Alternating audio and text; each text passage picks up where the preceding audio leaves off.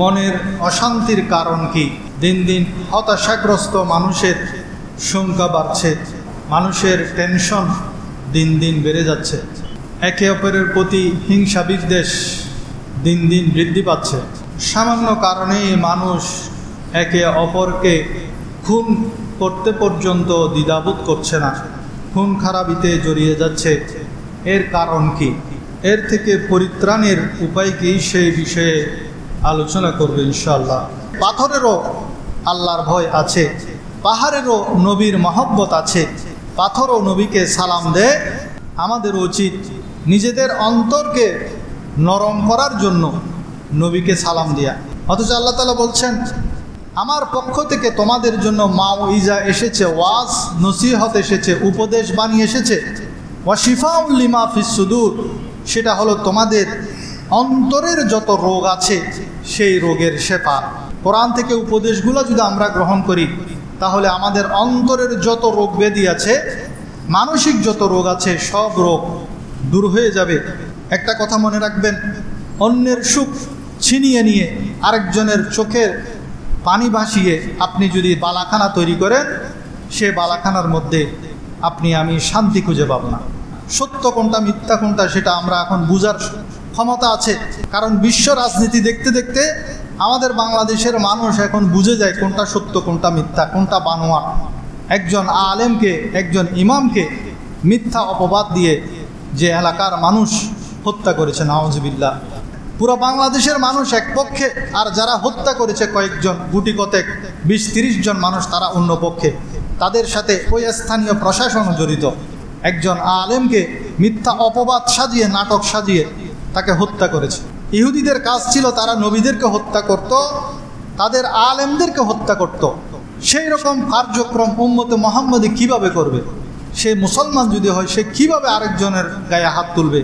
যদি আমি অন্যায় করি, সেটার জন্য আইন আছে, আদালত আছে, বিচার আছে। বিচার বহির্ভূতভাবে হত্যা করা ইসলাম কখনো সমর্থন করে না। বুখারী এবং মুসলিম শরীফের মুত্তাফাক আলাই হাদিস, আমার নবী বলছেন, আল মুসলিমু মান সালিমাল মুসলিমুনা মিন লিসানিহি ওয়া ইয়াদিহি, সেই ব্যক্তি মুসলিম যার হাত এবং জিহ্বা থেকে অন্য মুসলমান নিরাপদ থাকে। প্রতি রাত এই মোবাইলের মধ্যে ডুবে গিয়ে, গেমের মধ্যে ডুবে গিয়ে, মুভির মধ্যে ডুবে গিয়ে সন্ধ্যা থেকে সকাল পর্যন্ত পার করে দেয়, তখন আমাদের বোঝা এসে যায় তারা মোবাইলের মধ্যে ডুবে গেছে, সেজন্য তাদের কোন দিকে রাত চলে যাচ্ছে খবর নাই।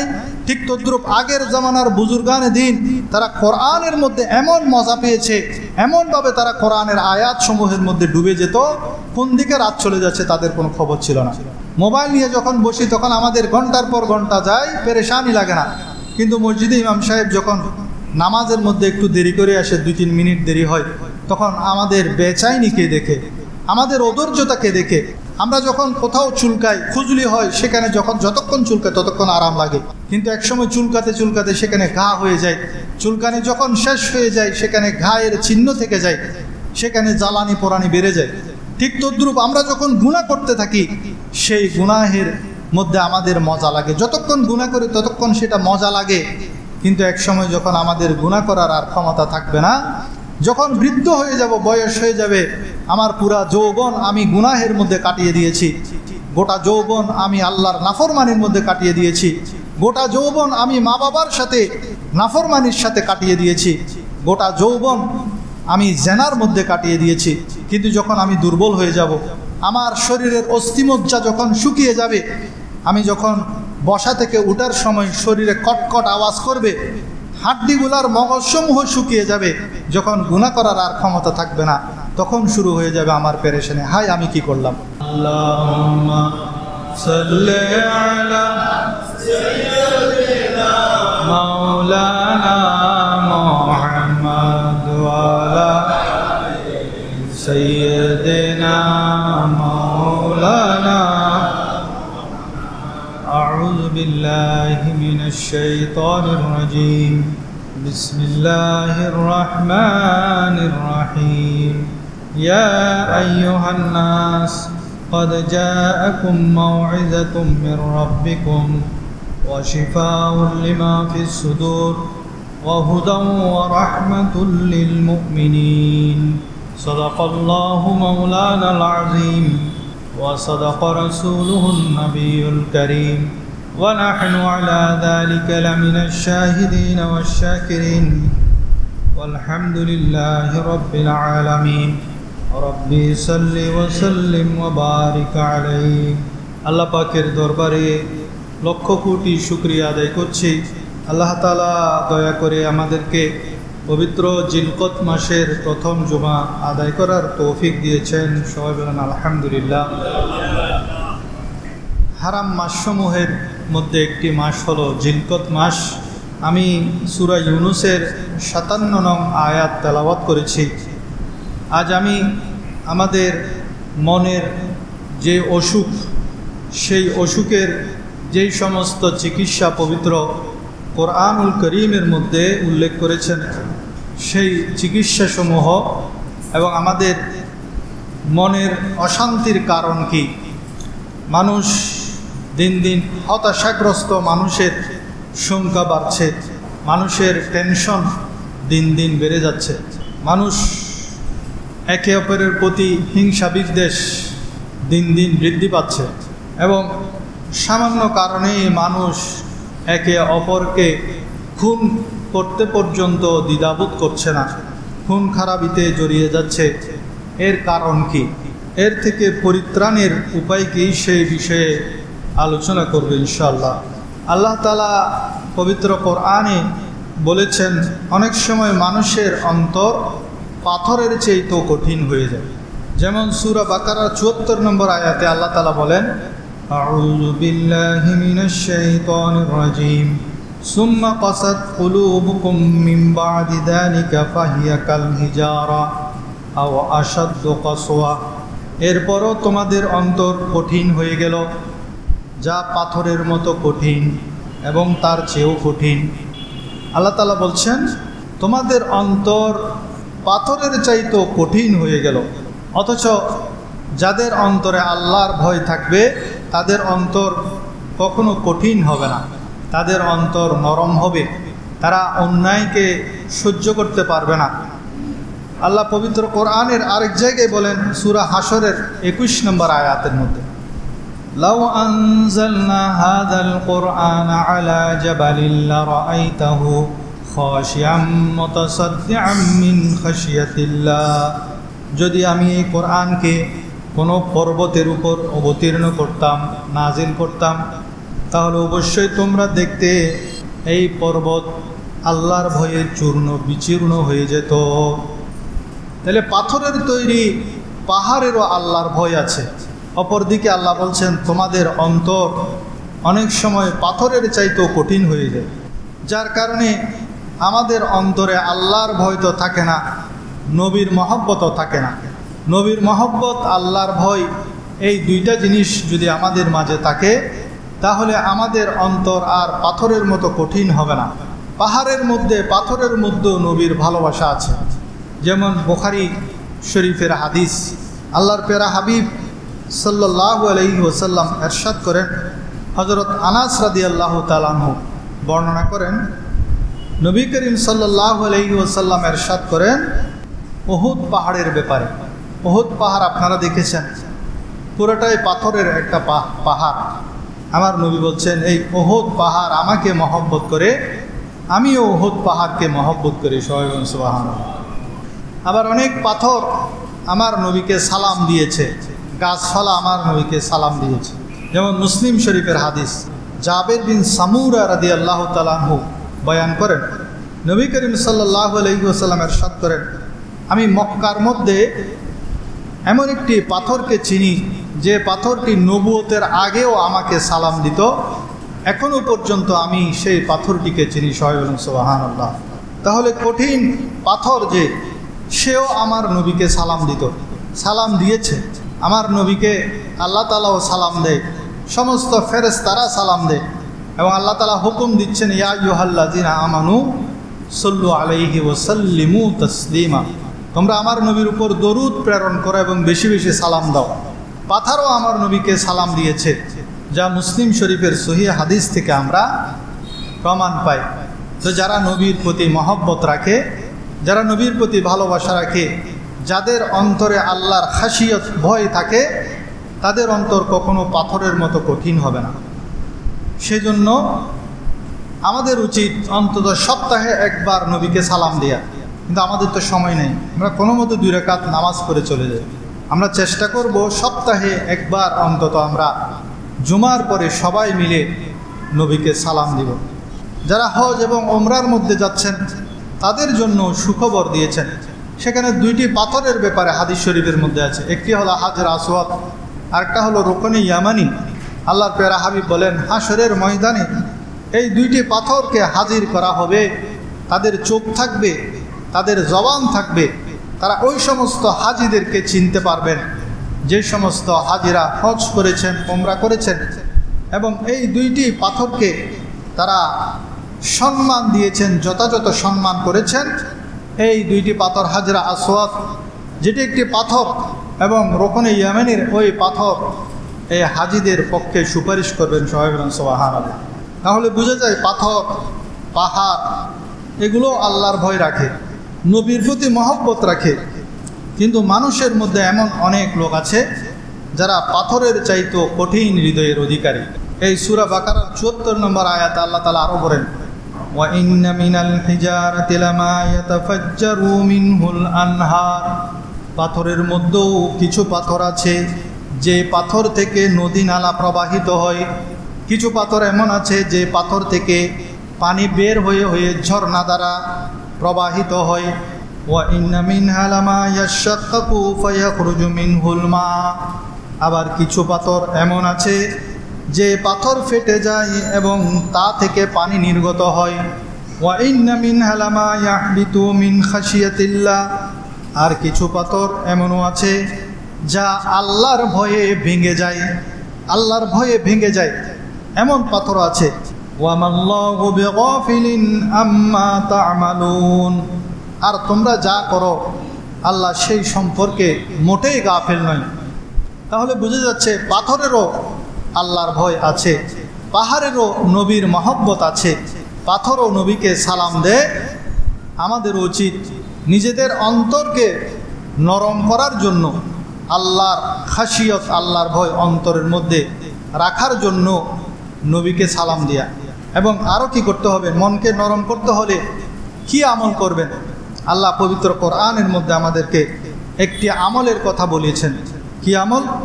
ইয়া আইয়ুহান নাস ক্বাদ জাআতকুম মাউইযাতুম মির রাব্বিকুম ওয়া শিফাউল লিমা ফিস সুদূর ওয়া হুদাও ওয়া রাহমাতুল লিল মুমিনিন।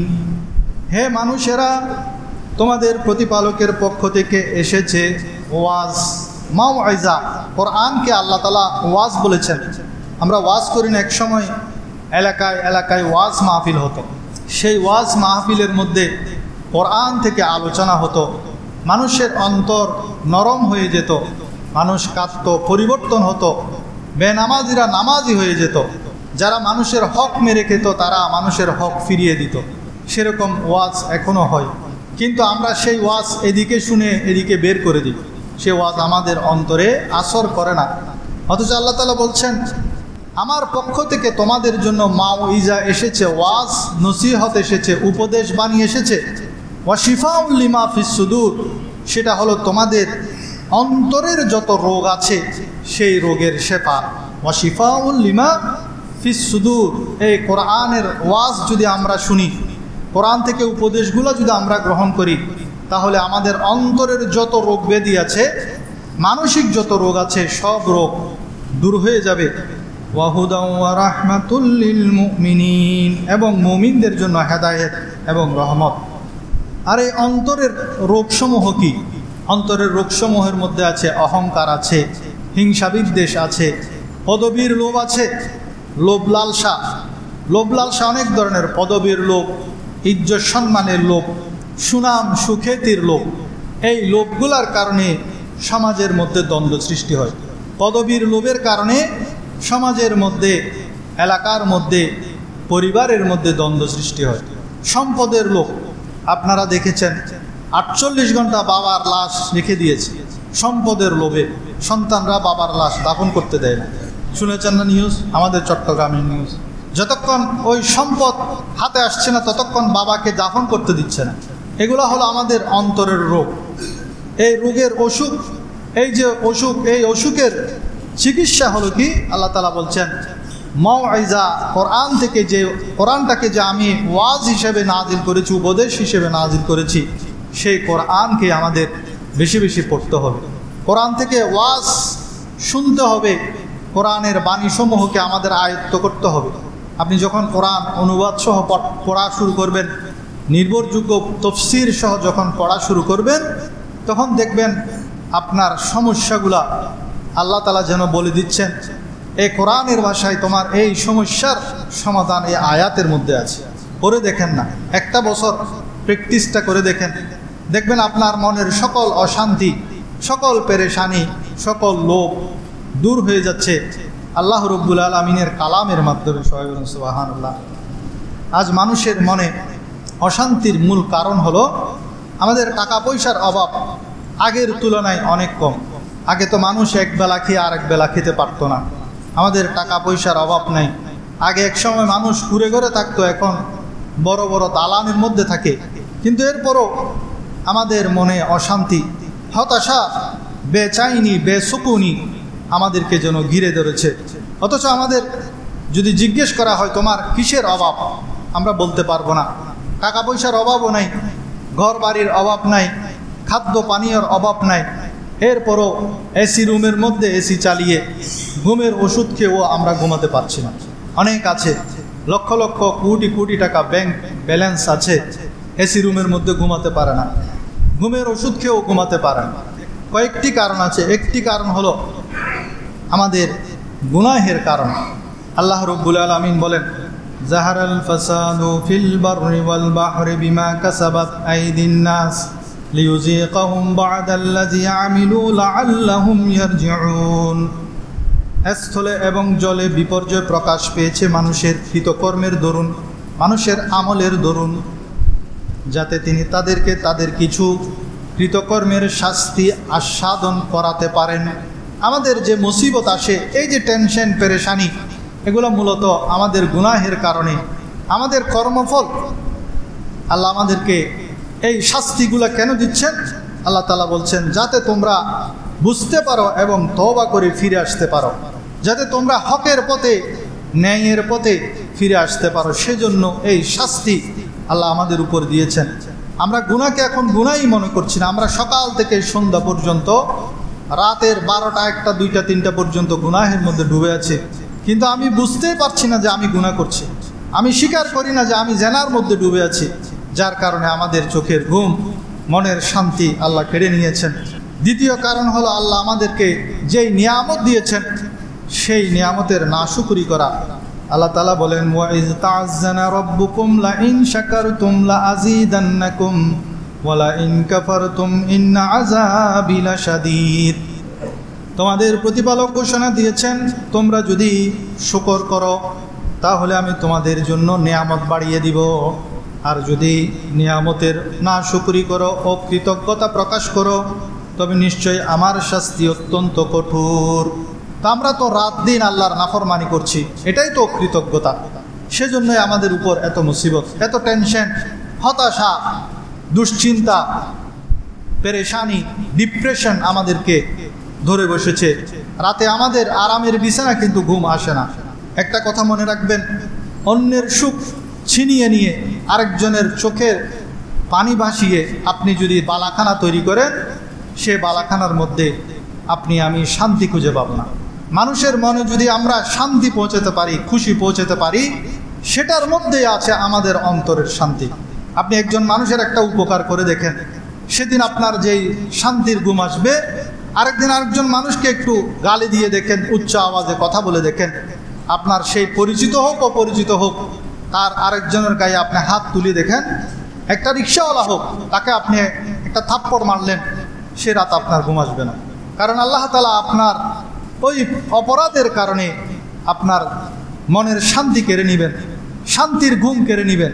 কিন্তু পক্ষান্তরে আপনি যদি সেই রিক্সাওয়ালাকে শাস্তি না দিয়ে, তার গায়ে হাত না তুলে আপনি যদি 10 টাকার ভাড়া, ভাই আপনার অনেক গরম পড়ছে, অনেক কষ্ট হচ্ছে, যান আরও 10 টাকা বেশি নেন, সেটাই আপনার মনের শান্তি। এই প্র্যাকটিসগুলো করে দেখেন। হযরত আবু দুজানা রাদিয়াল্লাহু তাআলা আনহু এক সাহাবী, তিনি ইরশাদ করেন, হে আমার ভাইয়েরা, তোমরা মনোযোগ দিয়ে শোনো, আমার কাছে গুনাহ মাফের আর কোনো আমল নাই, শুধু একটা মাত্র আমল। অথচ তিনি উহুদের যুদ্ধে, বদরের যুদ্ধে অংশগ্রহণ করেছেন। যারা বদরের যুদ্ধে অংশগ্রহণ করেছেন তাদের জন্য তো আল্লাহ রাব্বুল আলামিন জান্নাতের ফয়সালা দিয়ে দিয়েছেন, ক্ষমার ফয়সালা, বকশিসের ফয়সালা দিয়েছেন। এরপরে হযরত আবু দুজানা রাদিয়াল্লাহু তাআলা আনহু বলতেন, হে আমার সাথীরা, তোমরা শুনে রাখো, আল্লাহ তাআলা যদি আমাকে বকশিস করেন, আল্লাহ তাআলা যদি আমাকে ক্ষমা করেন, তাহলে একটি আমলের কারণে হয়তো আমাকে ক্ষমা করবেন। তার সাথীরা জিজ্ঞেস করেন, সেটা কোন আমল? সে বলে, আমি আমার জানা মতে আমার জীবনে আমার হাত এবং মুখ দিয়ে, জবান দিয়ে অন্য একজন মুসলমান ভাইকে কষ্ট দেই নাই। আমার হাত দিয়ে এবং মুখ দিয়ে আমি কোনোদিনও আমার আরেকজন মুসলমান ভাইকে আমি কষ্ট দেই নাই। এখন তো আমরা মুসলমান ভাই দূরের কথা, নিজের আপন মা বাবাকে সকাল থেকে সন্ধ্যা পর্যন্ত জবান দিয়ে কষ্ট দিয়ে থাকি, হাত দিয়ে কষ্ট দিয়ে থাকি। সম্পদের কারণে সন্তান পিতার গায়ে হাত তোলে, পিতাকে রক্তাক্ত করে, সেই দৃশ্য আমরা দেখতে পারি। সম্পদের কারণে পিতার লাশ দাফন করতে দেয় না। এই হাদিসের শিক্ষা হলো, আখিরাতের মুক্তির জন্য এই সাহাবীর দুইটা আমল, একটা হলো তিনি হাত এবং মুখে কাউকে কষ্ট দেন না, এবং তিনি দ্বিতীয় আমল বলেছেন, আমি আমার মনের মধ্যে কারো জন্য বিদ্বেষ পোষণ করি না, মনের মধ্যে কারো জন্য হিংসা বিদ্বেষ আমি পোষণ করে রাখি না। এই বর্তমান আপনারা গত সপ্তাহের দুইটা ঘটনা দেখেছেন। এই ঘটনাগুলোর মধ্যেও এই দুইটা আমল যদি আমরা শিখতে পারি, তাহলে এই ধরনের ঘটনা আমাদের সমাজে হবে না। এই চাঁদগাঁও এরিয়ার মধ্যে একটা ছোট বাচ্চাকে তার সহপাঠীরা হত্যা করেছে। 2 মাস আগের একটা ঘটনা, স্কুলের বেঞ্চের মধ্যে বসাকে নিয়ে মনের মধ্যে যে বিদ্বেষ পোষণ করে রেখেছে, তার ফলশ্রুতিতে যে সমস্ত ছেলেরা মুখ থেকে এখনো দুধের গন্ধ যায় না এমন ছেলেদের হাত, তাদের নাম এখন আসামির খাতায় উঠে গেছে, নাউজুবিল্লাহ। তো এই যে কোরআনের শিক্ষা, যেটা তোমরা তোমাদের অন্তরকে বিদ্বেষ থেকে মুক্ত করো, সেটা যদি আমরা গ্রহণ করতে পারি, তাহলে এই ঘটনা ঘটতো না। তারপর আরেকটা ঘটনা আপনারা সবাই জেনেছেন, বাংলাদেশের প্রায় সকল মানুষ সঠিক কোনটা, সত্য কোনটা, মিথ্যা কোনটা, সেটা আমরা এখন বুঝার ক্ষমতা আছে। কারণ বিশ্ব রাজনীতি দেখতে দেখতে আমাদের বাংলাদেশের মানুষ এখন বুঝে যায় কোনটা সত্য, কোনটা মিথ্যা, কোনটা বানোয়াট। একজন আলেমকে, একজন ইমামকে মিথ্যা অপবাদ দিয়ে যে এলাকার মানুষ হত্যা করেছে, নাউজুবিল্লাহ, আপনারা দেখেছেন। পুরো বাংলাদেশের মানুষ এক পক্ষে, আর যারা হত্যা করেছে কয়েকজন, গুটি কতেক 20-30 জন মানুষ, তারা অন্য পক্ষে। তাদের সাথে ওই স্থানীয় প্রশাসনও জড়িত, যার কারণে সঠিক বিচার পাওয়া এখন কঠিন হয়ে গেছে। মানুষ রাস্তায় নেমে গেছে, প্রত্যেক মানুষের বিরুদ্ধে দাঁড়িয়ে গেছেন এই অন্যায়ের বিরুদ্ধে। একজন আলেমকে মিথ্যা অপবাদ সাজিয়ে, নাটক সাজিয়ে তাকে হত্যা করেছে। আমরা সেই আলেমের রুহের মাগফিরাত কামনা করি, এবং যারা অন্যায় করেছে আল্লাহর কাছে দোয়া করি যেন অন্যায়কারীরা তারা যেন শাস্তির কাঠগড়ায় দাঁড়ায়। আল্লাহ রাব্বুল আলামিন সূরা নিসার 107 নম্বর আয়াতের মধ্যে আমাদেরকে বলছেন, ওয়ালা তুজাদিল আনিল্লাযীনা ইয়াখতানুনা আনফুসাহুম ইন্নাল্লাহা লা ইউহিব্বু মান কানা খাওয়ানান আথীমা। তোমরা তাদের পক্ষ নিও না যারা খেয়ানত করে, তাদের পক্ষ নিও না। ওয়ালা তুজাদিলু আনিল্লাযীনা ইয়াখতানুনা আনফুসাহুম, তারা নিজেদেরকে বাঁচানোর জন্য এখন খেয়ানত করছে। সে আলেমকে তো হত্যা করেছে, এখন তার বিরুদ্ধে তাকে আরও অপমান ও পদস্থ, মৃত্যুর পরেও তার বিরুদ্ধে নানান ধরনের মিথ্যা অভিযোগ উত্থাপন করছেন। ইন্নাল্লাহা লা ইউহিব্বু মান কানা খাওয়ানান আসীমা, নিশ্চয় আল্লাহ বিশ্বাসঘাতক পাপীদের পছন্দ করেন না। আমি গত 3 জুমা পর্যন্ত ইহুদিদের কার্যক্রম আপনাদেরকে বলেছি। ইহুদিদের কাজ ছিল তারা নবীদেরকে হত্যা করত, তাদের আলেমদেরকে হত্যা করত। সেই রকম কার্যক্রম উম্মতে মুহাম্মদী কিভাবে করবে? সে মুসলমান যদি হয়, সে কিভাবে আরেকজনের গায়ে হাত তুলবে? যদি আমি অন্যায় করি, সেটার জন্য আইন আছে, আদালত আছে, বিচার আছে। বিচার বহির্ভূতভাবে হত্যা করা ইসলাম কখনো সমর্থন করে না। আমি যদি মুসলমান হই, আমার ডেফিনেশন কি, মুসলমানের সংজ্ঞা বুখারী এবং মুসলিম শরীফের মুত্তাফাক আলাই হাদিস। আমার নবী বলছেন, আল মুসলিমু মান সালিমাল মুসলিমুনা মিন লিসানিহি ওয়া ইয়াদিহি, সেই ব্যক্তি মুসলিম যার হাত এবং জিহ্বা থেকে অন্য মুসলমান নিরাপদ থাকে। হযরত আবু দুজানা এই আমলটি করেছেন। উনি বলছেন আমার হাত এবং জবান থেকে আজীবন অন্য মুসলমান নিরাপদ, এবং আমি চিন্তা করি, আমি আশা করি আল্লাহ তাআলা আমাকে এই আমলের বরকতেই জান্নাত দিবেন, বকশিশ করবেন। আমার নবী বলছেন সেই ব্যক্তি প্রকৃত মুসলমান যার হাত এবং জবান থেকে আরেকজন মুসলমান নিরাপদ। এবং নাসাই শরীফের 5010 নম্বর হাদিসের মধ্যে মুমিনের সংজ্ঞা দিয়েছেন। একটা হলো মুসলমান, মুসলমান থেকে আরো আলা দরজার হলো মুমিন। মুমিনের সংজ্ঞা কি? আনিন নবী সাল্লাল্লাহু আলাইহি ওয়াসাল্লাম قال المؤمنু মান আমিনাতান নাস আলা দিমাইহিম ওয়া আমওয়ালিহিম। মুমিন সেই ব্যক্তি যার কাছ থেকে মানুষ তার জানমাল সম্পর্কে নিরাপদ মনে করে। আপনি যদি আপনার জান মাল সম্পর্কে আরেকজনের পক্ষ থেকে নিরাপদ মনে করেন, আপনি লাখ টাকা রেখে গেছেন, এখানে মসজিদের মুয়াজ্জিন সাহেব আছে, আপনি নিরাপদ মনে করতেছেন মসজিদের মুয়াজ্জিন আছে, আমার লাখ টাকা রেখে গেছি, উনি সেখানে খেয়ানত করবে না, তাহলে সেই হলো মুমিন। এখন আমি যদি লাখ টাকা কি 100 টাকাও যদি পড়ে যায়, সেটা আর ফেরত পাওয়ার সম্ভাবনা খুব কম মানুষ এই কাজটি করে, আবার ফিরিয়ে দেয়, আমানতের খেয়ানত করে না। তাহলে আমাদের হাত এবং জবান থেকে যেমন আরেকজন মুসলমান নিরাপদ থাকবে, তেমনিভাবে আমাদের জান মাল, আরেকজন মানুষ তাদের জান মাল আমাদের পক্ষ থেকে নিরাপদ ভাববে। সে অমুসলিম হোক, তবুও সে তার জান মালকে আমাদের হাত থেকে নিরাপদ মনে করবে। সেজন্য যুদ্ধের ময়দানও মুসলমানরা কখনো আগে আক্রমণ করে না। যুদ্ধের দামামা যখন বাজে তখন মুসলমানরা সেখানে প্রস্তুতি নিয়ে রাখে, কিন্তু তারা আগে আক্রমণ করে না যতক্ষণ সেদিক থেকে আক্রমণ না আসে। যখন বিপক্ষ থেকে আক্রমণ আসবে তখনই তারা ঝাঁপিয়ে পড়ে। এটাই হলো ইসলামের শিক্ষা। আমার নবীজি সাহাবী হযরত আনাস রাদিয়াল্লাহু তাআলা আনহুকে একটি আজিমুশ শান সুন্নত শিক্ষা দিয়েছেন, এবং আমার নবী বলছেন এটা হলো আজিমুশ শান সুন্নত। দাড়ি রাখা এটাও সুন্নত, তাহাজ্জুদ নামাজ পড়া এটাও সুন্নত, কিন্তু আজিমুশ শান সুন্নত কোনটা? আজিমুশ শান সুন্নত সেটা আমার নবী বলছেন তুমি যদি এই আজিমুশ শান সুন্নত পালন করতে পারো তাহলে জান্নাতের মধ্যে আমার সাথে থাকতে পারবে। জান্নাত পাওয়া এক জিনিস, আর জান্নাতের মধ্যে আমার নবীর সাথে থাকা আরেক জিনিস, সেটা আরও আলা দরজার এবং জান্নাতের সর্বশ্রেষ্ঠ স্থান।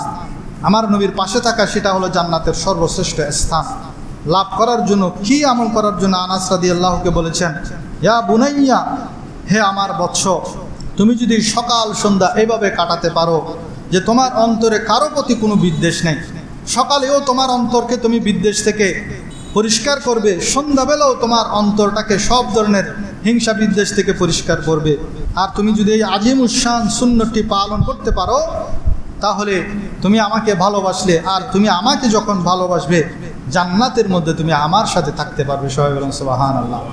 তাহলে সকাল সন্ধ্যা আমাদের অন্তরের, সকালে উঠেই অন্তর থেকে রাতের মধ্যে যত ধরনের হিংসা বিদ্বেষ জমা হয়েছিল সেগুলো সাফ করে ফেলা, আর সন্ধ্যাবেলার আমল হলো সারাদিন বিভিন্ন মানুষের সাথে মুআমালা করেছেন, অনেকে কটু কথা বলেছে, অনেকে বিভিন্ন ধরনের গালাগালি করেছেন, বিভিন্ন ধরনের বড় কথা বলেছে, সব কিছু ভুলে গিয়ে ওই মুসলমান ভাইকে, ওই মানুষটাকে ক্ষমা করে নিজের অন্তরটাকে বিদ্বেষ থেকে মুক্ত করা, এটাকে আমার নবী আজিমুশ শান সুন্নত বলেছেন। এই সুন্নতের মাধ্যমে আমাদের লাভ কী হবে?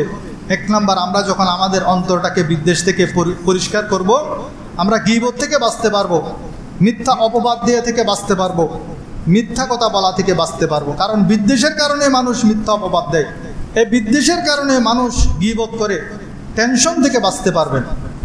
আপনার মনে কারো প্রতি বিদ্বেষ যখন আসবে অটোমেটিক আপনার টেনশন বেড়ে যাবে, আপনি তার ক্ষতি করার জন্য টেনশন করতে থাকবেন, সারা রাত পরিকল্পনা করতে থাকবেন তাকে ক্ষতি করার জন্য, তাকে বিপদে ফেলার জন্য। এভাবেই আমাদের টেনশন সমূহ আসে এবং মানুষকে কষ্ট দেয়া থেকে বাঁচতে পারবেন। তো 1টি মাস যদি আমরা আল্লাহর নবীর এই আজিমুশ শান সুন্নত পালন করতে পারি, সকালে উঠেই আমার অন্তরটাকে আমি বিদ্বেষ শূন্য করব, এবং সন্ধ্যাবেলায়ও আমি আমার অন্তরটাকে সকল মানুষ থেকে বিদ্বেষ শূন্য করব। সে আত্মীয় হোক, স্বজন হোক, ভাই হোক, চাচা হোক, জেঠা হোক, রক্তের সম্পর্ক হোক, প্রতিবেশী হোক, আমি ব্যবসা যখন করছি ব্যবসার আমার কাস্টমাররা হোক, যেই হোক, যেই আমাকে কটু কথা বলেছে, আমার কাজ হবে, আমার নবী বলছেন হে আনাস, তুমি এই আজিমুশান সুন্নতটি পালন করো, তাহলে জান্নাতে তুমি আমার সাথে থাকতে পারবে। এভাবে আমার নবী ইশারা করলেন, আমার পাশাপাশি থাকতে পারবে। সবাই বলেন সুবহানাল্লাহ। উলামায়ে কেরাম 4টি আমলের কথা বলেছেন মনের শান্তির জন্য। আমাদের মনের পেরেশানির যে কারণগুলো সেগুলো তারা আইডেন্টিফাই করেছেন এবং তারা বলেছেন 1 নাম্বার কাজ করতে হবে, আমাদের যে ফরজ জিম্মাদারি আল্লাহ দিয়েছেন ইবাদত, সেটা করার পাশাপাশি আত্মীয় স্বজন প্রতিবেশী সবার সাথে কল্যাণমূলক আচরণ করা। আপনার আত্মীয় স্বজন প্রতিবেশী সবার শুধু ভালো চাইবেন আপনি, এটা হলো 1 নাম্বার মনের শান্তির। 2 নাম্বার হলো জীবনে কারো কোনো কথাকে নিজের উপর চাপাবেন না। কেউ আপনাকে একটা বড় কথা বলেছে, সে আমাকে এই কথাটা কেন বলেছে, কেন সে আমাকে এমন বলল, কেন সে আমাকে অপমান করলো, এই টেনশন বেড়ে যাচ্ছে। এখন আপনি কি করবেন? আপনার কাজ হলো, উলামায়ে কেরাম বলেন, আপনি তার কথাটাকে আপনার উপর চাপাবেন না, বরং তার কথাটা যখন আপনার উপর আসতেছে আপনি একটু সরে যাবেন। একটু সরে যখন যাবেন ওই কথাটা নিচে পড়ে যাবে, ওই কথার পাথরটা নিচে পড়ে গেল, এবার আপনি ওই পাথরের উপর দাঁড়িয়ে যান, আপনি আরও উচ্চে উঠতে পারবেন। সুন্দর উদাহরণ না? আপনাকে কেউ বড় কথা বললো, আপনি সেটাকে গায়ে মাখবেন না, বরং সেটাকে মাটিতে ফেলে দেন। এবার ওই কথার পাথরের উপর দাঁড়িয়ে যান আপনি, এবার আপনি ওর চাইতে আরও উঁচু হতে পারবেন। আপনি তার সাথে তর্ক করার দরকার নেই। 3 নম্বর হলো, পুরো কায়নাত যদি আপনার দুশমন হয়ে যায় তবু আপনি আপনার কাজ হবে সকলের কল্যাণ কামনা করা। পুরো কায়নাত যদি আপনার শত্রুতামি করে তবু আপনার কাজ হবে সবার মঙ্গল কামনা করা। এবং 4র্থ হলো, আল্লাহ তাআলা বলছেন, আল্লাযীনা আমানু ওয়া তাতমাইন্নু কুলুবুহুম বিযিকরিল্লাহ, আলা বিযিকরিল্লাহি তাতমাইন্নুল কুলুব। সব সময় আল্লাহর জিকির করা, সেটা নামাজের মাধ্যমে হোক, কোরআন তেলাওয়াতের মাধ্যমে হোক। এই 4টি কাজ যদি আমরা করতে পারি তাহলে আমাদের মনের সকল অশান্তি আল্লাহ তাআলা দূর করে দিবেন। আমরা এক সময় মনে করতাম, আমরা মনীষীদের জীবনী যখন পড়তাম দেখতাম সারা রাত তারা কোরআন তেলাওয়াত করেছেন। ইমাম আজম আবু হানিফা রহমতুল্লাহ আলাইহি পুরো রাত 1 খতম কোরআন পড়েছেন। কেমনে পড়তো? আমরা একদিনও সেটা করতে পারবো না, সেটা আমাদের আশ্চর্য লাগতো। কিন্তু আজকের নৌজওয়ানদের হাতে যখন মোবাইল এসেছে, তারা ঘন্টার পর ঘন্টা, দিনের পর দিন, রাতের পর রাত, প্রতি রাত এই মোবাইলের মধ্যে ডুবে গিয়ে, গেমের মধ্যে ডুবে গিয়ে, মুভির মধ্যে ডুবে গিয়ে সন্ধ্যা থেকে সকাল পর্যন্ত পার করে দেয়। তখন আমাদের বোঝা এসে যায় তারা মোবাইলের মধ্যে ডুবে গেছে, সেজন্য তাদের কোন দিকে রাত চলে যাচ্ছে খবর নাই। ঠিক তদ্রূপ আগের জামানার বুজুর্গানে দিন তারা কোরআনের মধ্যে এমন মজা পেয়েছে, এমনভাবে তারা কোরআনের আয়াত সমূহের মধ্যে ডুবে যেত, কোন দিকে রাত চলে যাচ্ছে তাদের কোনো খবর ছিল না। তা আমাদেরকেও যদি মনের শান্তি পেতে হয় তাহলে কোরআনের মধ্যে ডুবে যেতে হবে, তাহলে আমরা অবশ্যই আমাদের মনের মধ্যে শান্তি পাব। আসুন আমরা কোরআন থেকে ওয়াজ এবং উপদেশ গ্রহণ করি, তাহলে আমাদের মনের সকল রোগগুলি আল্লাহ তাআলা শেফা দান করবেন। আল্লাহ তাআলা বলছেন, ইয়া আইয়ুহান নাস কাদ জাআকুম মাউইযাতুম মির রাব্বিকুম ওয়া শিফাউল লিমা ফিস সুদুর ওয়া হুদাও ওয়া রাহমাতুল লিল মুমিনিন। হে মানব জাতি, তোমাদের প্রতিপালকের পক্ষ থেকে একটি উপদেশ এসেছে, ওয়াজ এসেছে, আর অন্তরের রোগের জন্য শেফা হলো, অন্তরের রোগের আরোগ্যের জন্য এই কোরআন হলো একটা শেফা। সবাই বলেন সুবহানাল্লাহ। সেজন্য দেখবেন আমরা যখন মসজিদের মধ্যে আসি 5 মিনিট দেরি হলে আমাদের সহ্য হয় না। এক মুফতি সাহেবকে এটা প্রশ্ন করা হলো যে, হুজুর, আমরা যখন ক্রিকেট খেলা দেখতে যাই সেখানে 4 ঘন্টা 5 ঘন্টা বসে থাকলেও আমাদের পেরেশানি লাগে না। সিনেমা যখন দেখি 3-4 ঘন্টা বসে থাকলে আমাদের পেরেশানি লাগে না। মোবাইল নিয়ে যখন বসি তখন আমাদের ঘন্টার পর ঘন্টা যায়, পেরেশানি লাগে না। কিন্তু মসজিদে ইমাম সাহেব যখন নামাজের মধ্যে একটু দেরি করে আসে, 2-3 মিনিট দেরি হয়, তখন আমাদের বেচাইনিকে দেখে, আমাদের অধৈর্যতাকে দেখে, জুমার দিন ইমাম সাহেব যখন একটু 5 মিনিট দেরি করে তখন আমাদের বারবার ঘড়ির দিকে তাকানো, আমরা বুঝতে পারি যে কি বেচাইনি শুরু হয়ে যায়, কেন দেরি করছে। এটার কারণ কি? তখন মুফতি সাহেব খুব সুন্দর উত্তর দিলেন হাদিস শরীফের আলোকে। বুখারী শরীফের হাদিস। মুফতি সাহেব বলেন, বুখারী শরীফের একটি হাদিস আছে, খুফফাতিল জান্নাতু বিল মাকারি ওয়া খুফফাতিন নারু বিশ শাহাওয়াত। জান্নাতের পথ হলো কণ্টকাকীর্ণ, কাঁটায় ভরা। মসজিদের মধ্যে যখন এসেছে, আমরা এখানে যদিও পরিষ্কার দেখছি, এটা তো জান্নাতি পরিবেশ, জান্নাতের রাস্তা। এটাকে আমার নবী বলছেন এটা হলো কাঁটায় ভর্তি। এই যে আপনারা বসেছেন, মোবাইল নিয়ে যখন বসবেন, 1 করোটে বসলেই আপনার পুরো রাত চলে যাবে। কিন্তু মসজিদে যখন 5 মিনিট দেরি হবে তখন আপনি শুধু খরচ বদলতে বদলতে আপনার পা জিনজিন করবে। কারণ কি? আমার নবী বলছেন জান্নাতের রাস্তায় যখন যাবে, জান্নাতি মজলিসে যখন যাবে, সেটা হলো কণ্টকাকীর্ণ, সেটা কাঁটায় ভরা, কাঁটা শুধু ফুটতে থাকবে। সেজন্য সেখানে মানুষ অধৈর্য হয়ে যায়। আর জাহান্নামের যেই মজলিস সেটা হবে আরামদায়ক। সেজন্য আমরা যখন গুনাহের কাজের মধ্যে যাই তখন আমাদের রাতকে রাত, দিনকে দিন চলে যায়, তখন আমাদের খবর থাকে না। গুনাহকে মুফতি সাহেব চুলকানির সাথে তুলনা করেছেন। আমাদের অশান্তির সবচেয়ে বড় কারণ আমি কোরআন থেকে বলেছি, আমাদের গুনাহকে চুলকানির সাথে মুফতি সাহেব তুলনা করেছেন। তিনি বলছেন আমরা যখন কোথাও চুলকাই, খুজলি হয়, সেখানে যতক্ষণ চুলকায় ততক্ষণ আরাম লাগে, কিন্তু একসময় চুলকাতে চুলকাতে সেখানে ঘা হয়ে যায়। চুলকানি যখন শেষ হয়ে যায় সেখানে ঘায়ের চিহ্ন থেকে যায়, সেখানে জ্বালানি পোড়ানি বেড়ে যায়। ঠিক তদ্রূপ আমরা যখন গুনাহ করতে থাকি সেই গুনাহের মধ্যে আমাদের মজা লাগে। যতক্ষণ গুনাহ করি ততক্ষণ সেটা মজা লাগে, কিন্তু একসময় যখন আমাদের গুনাহ করার আর ক্ষমতা থাকবে না, যখন বৃদ্ধ হয়ে যাব, বয়স হয়ে যাবে, আমার পুরা যৌবন আমি গুনাহের মধ্যে কাটিয়ে দিয়েছি, গোটা যৌবন আমি মানুষের হক নষ্ট করার মধ্যে কাটিয়ে দিয়েছি, গোটা যৌবন আমি আল্লাহর নাফরমানির মধ্যে কাটিয়ে দিয়েছি, গোটা যৌবন আমি মা বাবার সাথে নাফরমানির সাথে কাটিয়ে দিয়েছি, গোটা যৌবন আমি জেনার মধ্যে কাটিয়ে দিয়েছি। কিন্তু যখন আমি দুর্বল হয়ে যাব, আমার শরীরের অস্থিমজ্জা যখন শুকিয়ে যাবে, আমি যখন বসা থেকে উঠার সময় শরীরে কটকট আওয়াজ করবে, হাড্ডিগুলার মগজসমূহ শুকিয়ে যাবে, যখন গুনাহ করার আর ক্ষমতা থাকবে না, তখন শুরু হয়ে যাবে আমার পেরেশানি। হায় আমি কি করলাম, আমার পুরা জীবন তো আমি গুনার মধ্যে কাটিয়ে দিলাম, আমি কি করলাম। তখন আমার পেরেশানি, আমার অশান্তি, আমার দুঃখ বেদনা বেড়ে যাবে। সেজন্য আল্লাহ তাআলা বলছেন মা আসাবাকুম মিন মুসিবাতিন ফাবিমা কাসাবাত আইদিকুম, তোমরা যে কোনো বিপদ এবং তোমাদের উপর আপতিত যে কোনো মুসিবত, তা হলো তোমাদের হাতের কামাই, তোমাদের গুনাহের কারণে এই বিপদ, এই মুসিবত, এই অশান্তি। সূরা দোহার মধ্যে আল্লাহ রব্বুল আলামিন আমাদেরকে 3টি আমলের কথা বলেছেন, সেই আমলগুলি বলে আমি শেষ করছি। ফাআম্মাল ইয়াতীমা ফালা তাকহার, অতএব এতিমের প্রতি কঠোর হবেন না। ওয়া আম্মাস সাইলা ফালা তানহার, ভিক্ষুককে ধমক দিবেন না। ওয়া আম্মা বিনিআমাতি রাব্বিকা ফাহাদ্দিস, আর আপনার প্রভুর নিয়ামতের শুকর করুন। সূরা দোহার এই 3টি আমলও যদি আমরা করি তাহলে আমাদের মনে শান্তি আসবে। এতিমের প্রতি সহায় হওয়া, কঠোর না হওয়া, যখন ভিক্ষুক আসবে তাকে ভিক্ষা দিয়া, ধমক না দিয়া, এবং নিয়ামতের শুকর করা। তাহলে এতক্ষণ পর্যন্ত আমরা মনের দুশ্চিন্তা, অশান্তি, পেরেশানি দূর করার জন্য যা কিছু আলোচনা করলাম আমি এক নজরে আবার বলে দিচ্ছি। নাম্বার 1, অন্তরের রোগের আরোগ্যের জন্য আমাদেরকে কোরআন থেকে ওয়াজ বা উপদেশ গ্রহণ করতে হবে, নিয়মিত কোরআন পড়তে হবে বুঝে বুঝে। 2 নম্বর হলো আমাদের মনের বড় বড় রোগসমূহ হলো অহংকার, হিংসা, বিদ্বেষ, মর্যাদা লাভের, খ্যাতি লাভের, সুনাম লাভের, পদবী লাভের লোভ, এবং এর চিকিৎসা কোরআনের মধ্যে আছে। তাই আমাদেরকে প্রতিদিন কোরআন পড়তে হবে বুঝে বুঝে।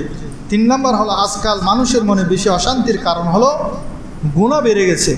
মানুষ গুনাহ যখন বাড়িয়ে দিয়েছে, আল্লাহ রব্বুল আলামিন মানুষের অন্তরে অশান্তিও বাড়িয়ে দিয়েছেন। যেমন সূরা রোমের 41 নম্বর আয়াত আল্লাহ সেই কথা বলেছেন। চতুর্থত, মনের অশান্তির আরেকটি কারণ হলো নিয়ামতের নাশুকরি করা। আমরা যতটুকু আছে ততটুকুতে সন্তুষ্ট নই। পঞ্চমত, হাদিসের ভাষায় মুসলমানের সংজ্ঞা হলো যার হাত এবং জবান থেকে আরেকজন মুসলমান নিরাপদ থাকবে। আমাদেরকে সব সময় সে আমলটি করতে হবে, আমার হাতে এবং জবান দিয়ে কোনো একজন মুসলমানকে আমরা কষ্ট দিব না। ষষ্ঠত, নবীজি বলেন যে সকাল এবং বিকাল আজিমুশান সুন্নত পালন করবে, সেটা হলো মন থেকে হিংসা বিদ্বেষ দূর করা। সকালে একবার দূর করবেন, সন্ধ্যায় একবার দূর করবেন। আমার নবী বলছেন সে জান্নাতে আমার সাথে সাথে, আমার একসাথে জান্নাতে থাকতে পারবে। সপ্তমত, মনের অশান্তি দূর করার জন্য, মনকে শান্তি দেওয়ার জন্য সদা সর্বদা আল্লাহর জিকির করা, নামাজ, কোরআন তেলাওয়াত, জিকির, তাসবিহ, তাহলিল, সৎ উপদেশ, এই সব কিছু আল্লাহর জিকিরের মধ্যে শামিল। অষ্টমত, হতাশা থেকে বাঁচার জন্য সূরা দোহার 3টি আমল, এই 3কে সহযোগিতা করা। যারা ভিক্ষুক তাদেরকে ধিক্কার না দিয়া এবং নিয়ামতের শুকর আদায় করা। নবমত, সদা আল্লাহর সন্তুষ্টির প্রতি লক্ষ্য রেখে কাজ করতে হবে। যে কোনো কাজ করার আগে চিন্তা করতে হবে এই কাজে আল্লাহ খুশি কিনা। নাকি নারাজ। তারপর দুনিয়ার সকলেও যদি আপনার বিরুদ্ধে ষড়যন্ত্র করে, আপনি আল্লাহকে আপনার কাছে পাবেন। এবং সবশেষে আল্লাহর নবী এই দুশ্চিন্তা থেকে বাঁচার জন্য একটা দোয়া সবসময় পড়তেন, সেই দোয়াটি আমি বলে শেষ করছি। দোয়াটি হলো আল্লাহুম্মা ইন্নী আউযু বিকা মিনাল হাম্মি ওয়াল হাযান ওয়া আউযু বিকা মিনাল আজজি ওয়াল কাসাল ওয়া আউযু বিকা মিনাল জুবনি ওয়াল বুখলি ওয়া আউযু বিকা মিন গালাবাতিদ দাইনি ওয়া কাহরির রিজাল। আল্লাহ তাআলা আমাদেরকে আমল করার তৌফিক দান করুন। যারা সুন্নত করেন সুন্নত করুন। আসসালামু আলাইকুম।